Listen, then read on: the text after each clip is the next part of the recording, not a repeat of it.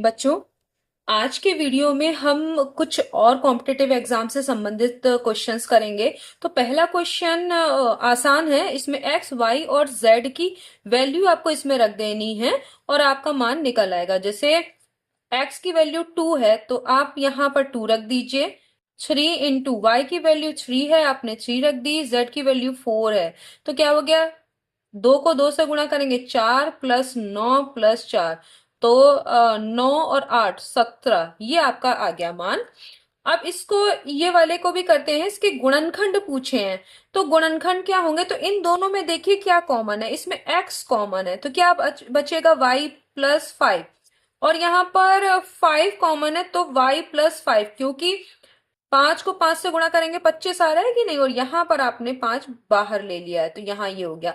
अब इनमें क्या कॉमन है, y प्लस 5 और x प्लस 5, ये दो इसके गुणनखंड हो गए। ठीक है, अब ये पूछा है इस वाले को इससे भाग देना है, यानी x की पावर -1 बटे x -1, ये करना है, भाग देना है। भाग का मतलब इसे बटे में इस तरीके से करना है। तो भागफल क्या होगा, तो देखिए इसको जब अगर हम करेंगे तो ये 1/x हो गया। x की पावर -1 का मान क्या होता है, 1/x -1, और बटे में हमारा x -1 चल रहा है। यहां पर ऊपर इसमें जब यहां पर क्या होगा, x लघुत्तम में आएगा और यहां हो जाएगा 1 माइनस एक्स, क्योंकि देखिए x को x से, यहाँ क्या होता है, इसके नीचे क्या है, इसके हर में आप देख रहे हैं कि 1 है, तो x आपका यहाँ इस पूरे के हर में हो जाएगा, और इस वाले के हर से इसको भाग देंगे तो 1 आएगा, और 1 की 1 से गुणा 1 आएगी। यहाँ 1 से x को भाग देंगे तो x आएगा, और x की 1 से गुणा x। तो इस तरीके से आप कर सकते हैं, ये आपको पहले से पता होगा, मैं हर बार बता देती हूँ थोड़ा बहुत। अब देखिए ये भी, ये इसके हर में है और ये पूरे के हर में ये है, तो इन दोनों की हर वालों की गुणा हो जाएगी 1 माइनस एक्स, ध्यान दीजिए, और यहां हो गया x और x -1। अब देखिए 1 माइनस एक्स को क्या लिख सकते हैं, माइनस बाहर निकाल लीजिए तो इसे x -1 ही लिख सकते हैं, और बटे में x और x -1। अब देखिए ये कट गया कि नहीं, तो क्या आ गया, -1/x, ये आपका मान आ गया। तो आपने देखा कि इसको हमने किस तरीके से किया। ठीक है, इस वाले के गुणनखंड पूछे हैं, तो 6 के, या 6 की 1 से गुणा करेंगे, एक्स स्क्वायर का कोफिशिएंट 1 है तो यहाँ 6 ही आया। 6 के ऐसे गुणनखंड जिनका अंतर, क्योंकि यहाँ पर माइनस लगा, ये देखिए माइनस है, तो अंतर कितना हो, 1 हो। यहाँ इसके कोफिशिएंट को देखते हैं, यहाँ इसका कोफिशिएंट भी क्या है, 1 है। 6 के गुणनखंड अगर करेंगे जिनका की अंतर 1 हो तो होंगे 3 और 2, तो यहाँ लिखेंगे x square -3 -2x -6, x square -3x, जब माइनस एक्स से इसे खोलेंगे, और प्लस का 2x -6, तो यहाँ x कॉमन हो जाएगा, x -3, प्लस यहां पर कितना कॉमन होगा, 2x -3, तो गुणनखंड होंगे x -3, इसमें से कॉमन ले लिया, फिर बचेगा क्या, x +2, तो ये इसके गुणनखंड हो गए। देखिए एक क्वेश्चन ये वाला है कि इसके कौन से गुणनखंड होंगे, तो देखिए x की पावर 4 -16, इसको x की पावर 2 और उसकी पावर 2, और इसको लिख सकते हैं 4 की पावर 2, तो यहां पर क्या हो जाएगा, ये a square minus b square बराबर a प्लस बी, और a माइनस बी से करिए, तो एक बार एक्स स्क्वायर +4 करेंगे और एक बार एक्स स्क्वायर -4 करेंगे। इसको आप फिर से ऐसा ही कर सकते हैं, इसको लिख सकते हैं हम एक्स स्क्वायर -2 का स्क्वायर, तो फिर से ये हो जाएगा एक्स स्क्वायर +4, और एक बार फिर से ये इसी रूप में बदल गया, तो एक बार x +2 और एक बार x -2। अब पूछा है कि एक गुणनखंड कौन सा है, तो देखिए इसमें कौन सा आपका मैच कर रहा है, ये x +2, तो ये वाला आंसर सही है, क्योंकि देखिए इसमें जो गुणनखंड आ रहे हैं उनमें से केवल यही वाला दिया हुआ है, तो ये आपका आंसर हो गया।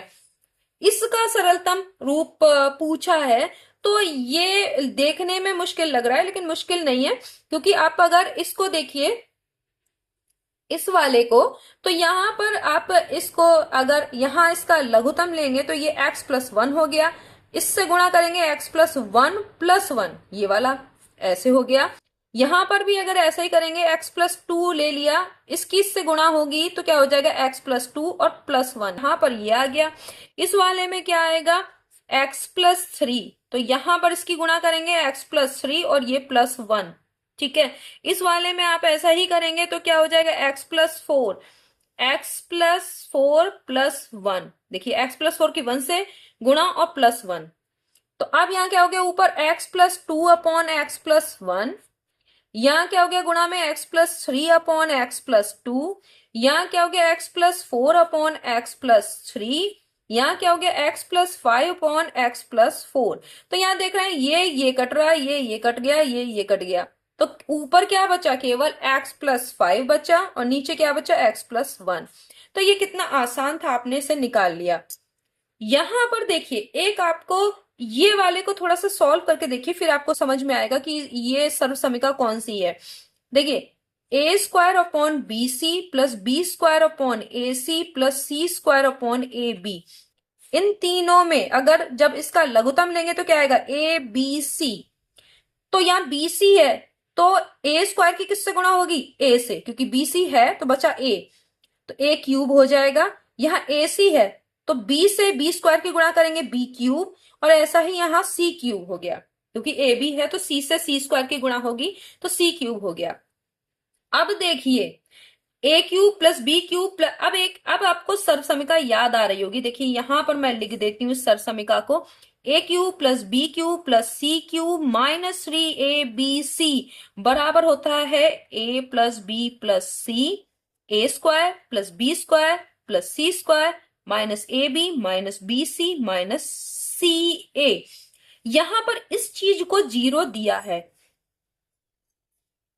इसका मतलब क्या है, ये पूरा 0 हो गया। इसका मतलब है कि a³ plus b³ plus c³ minus 3abc बराबर पूरा 0।